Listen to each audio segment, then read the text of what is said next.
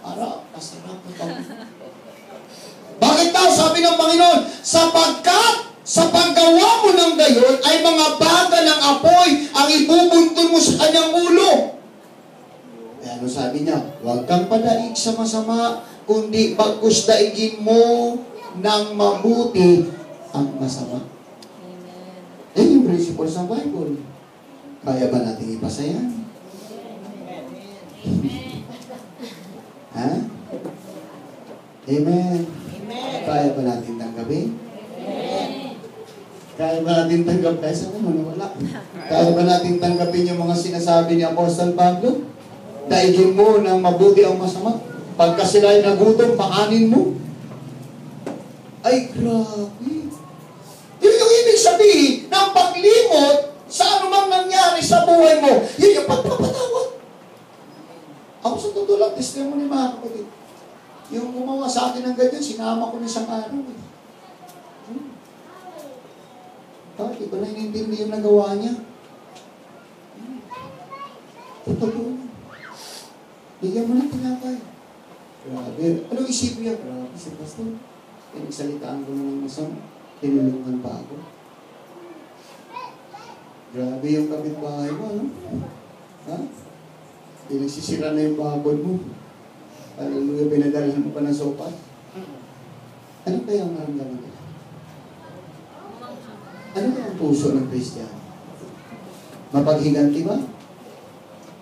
Mapapatawad ba? O maunawain ba ang puso ng Kristiyano? Grabe! Sa totoo lang mga kapatid, napakabigat dito sinabi ni Apostol Pablo. Pero ang sabi ng Apostol, malinaw sinabi niya, for the sake of your conscience. Para luminis yung konsensya mo. Wala kang sama ng loob, wala kang galit sa kapwa mo. Kaya lang, yung mga nakaaway niyo, sugulin niyo na. Dala niyo ng pagkain. Baka nagutom na yun. Hello? Amen. Mahirap.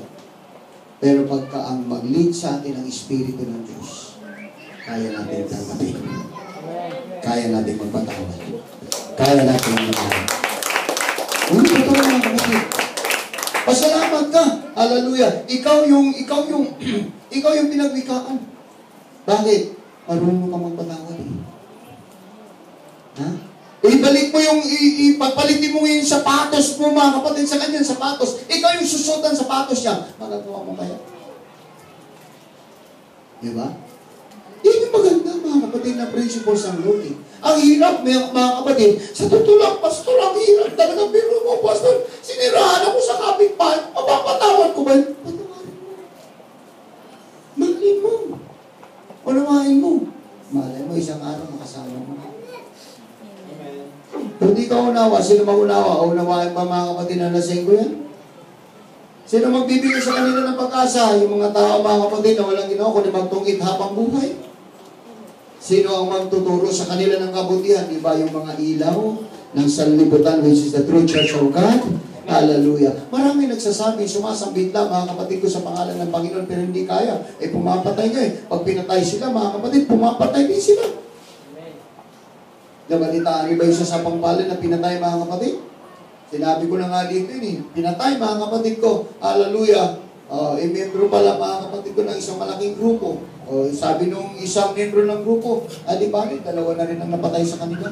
Pero mo natatantiyan. Yun ba ang church? Marami sumasambit na. Marami every sabi, Lord, napakapusya nga po, Lord, napakabuti mo, Lord, napakatatila mo, Lord. Pero ang buhay, doon natin makikilala ang tunay na Kristiyano sa pamumuhay, sa attitude, sa pagpapatawad, sa pag-uunawa, mga kapatid ko. Hallelujah. Amen? Hindi pwedeng let bygones be bygones. Hindi pwede, mga kapatid ko, barasuhan. Hindi pwede, mga kapatid ko, ay, sinaktan mo ako, saktan din kita. Ay, ginantihan mo ako, gagantihan din kita. Wala, habang buhay, magpapatay, lahat kayo impyerno.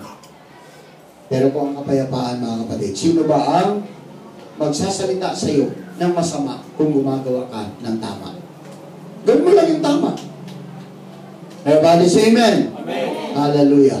Everybody say praise the Lord. Praise the Lord. Importante, pagkatama lahat ng ginagawa mo, walang sisitas na yun. Ay, yun totoo, mga kapatid. Hallelujah. Kasi tama ang ginagawa mo eh. Meron bang sisita sa'yo, tama ang ginagawa mo. Pero bakit nagkakaroon ng problema? Pagmali na ang ginagawa ng isa. Kaya nga, kailangan ng bawat mali, tinatama mga kapatid, para sa konsensya. Yan yung magandang aspeto ng buhay ng isang Kristiyano, mga kapatid. Hallelujah. Kaya nga, sabi nga ng isang mga ngaral, paano mo sirain ang buhay mo? Sirain mo. Ha? Madali mong sirain ang buhay mo kapag hindi ka sumunod sa Panginoon. Pero pag sumunod ka sa Panginoon, pagpapala rin ang buhay mo. Masaya ang buhay mo na naglilingkod sa Panginoon. Ganon ka-importante, mga kapatid. Kaya sabi ni Pablo, nagtatamagbayad sa kaninuman ng masama. Kaya mo sila, gawang ka ng masama, siniraan ka sila. Everybody say amen. Okay lang yan. Ang mahalaga, marunong kang tumanggap, marunong kang magpapatawad, marunong kang umunawa, marunong kang magmahal. Dapat ang salita ng Diyos nasa puso mo, dahil si Kristo nasa puso mo. Yun yung importante, mga kapatid. Everybody say amen. May pag-aaway sa'yo, awayin mo rin. Sige, hindi pa naman bautismado to eh. Ito lang ha, kalahati lang. Ito hindi pa bautismado. Pwede pang manuntok to pambihir. Hello?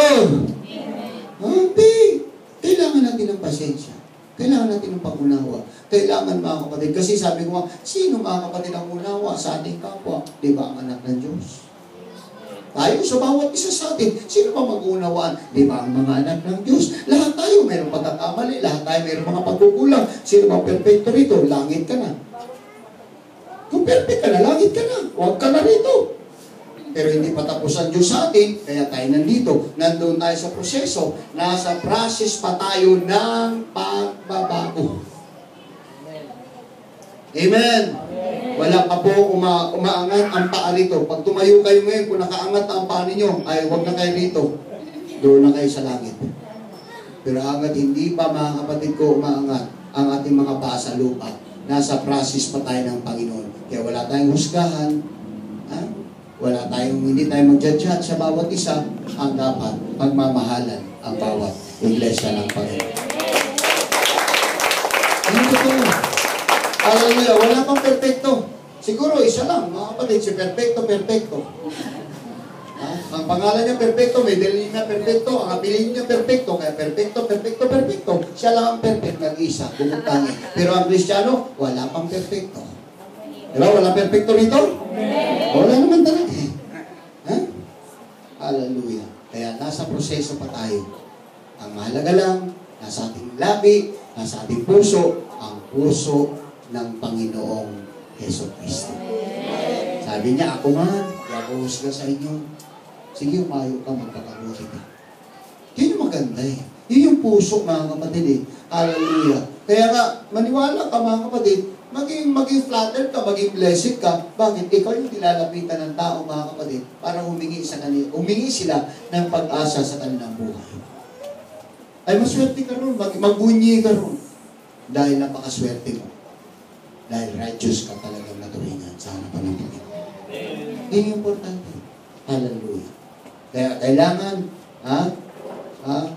kahit na ano man ang gagawin ng sanlibutan sa atin, kailangan intact tayo sa pagiging righteous, mga kapatid. Ingat tayo kasi maraming trap sa paligid na ating nilalakaran. Pag-uwi natin, maraming trap. Hallelujah. Totoo yun, marami, mga kapatid. Ano nga lang, mga kapatid, sasakay ka lang ng sasakyan. Sasakyan ka, mga kapatid. Ang dami mga talagang pulo-koy pa na tao. Pero kung hindi ka marunong, mga kapatid, kaya ako pagka nakita ko malayo pa lang, mga kapatid, gusto na liliko, sige, liko ka. Kasi mahirap, iinit ulo mo, init ulo niya, init ulo mo, wala kang baril, siya may baril, patay pa. Patay. O di, iwas ka na lang. Yun yung maganda eh. Kailangan cool tayo palagi sa harapan ng Panginoon dahil tayo ay mananampalataya. Amen? Wala sana magkapang-tapangan ng Kristiyano. Sa kalsada, baka tayo pa yung matapang, hari tayo ng kalsada. Wow. Tayo ang modelo ni Kristo sa mundo. Everybody say amen. Modelo tayo dapat, mga kapatid. Hallelujah. Marunong tayong magbigay, marunong tayong intindi, marunong tayong magparaya. Kailangan lang makontrol natin ang ating sarili. Yan ang nais ng Panginoon sa buhay natin. Amen. For the sake of your righteousness. Yung katwiran palagi sa pagiging matuwid natin. Ipaglaban natin yun. hallelujah, ang pagiging isang matuwid. Hindi paglaban, ipangalandakan, kundi pagka tayo sinusubok, kapag tayo tinutukso, kapag tayo mga kapatid, kung may mga sufferings, spiritually, fight a good fight of faith. Amen? Hallelujah. Handa ba tayo makipaglaban, mga kapatid? Hindi sa parilan, hindi sa sumpa, hindi sa itak, mga kapatid. Laban spiritually. Dahil yun ang nararapat sa atin bilang mananampalataya. Amen. Tumayot ang lahat, mga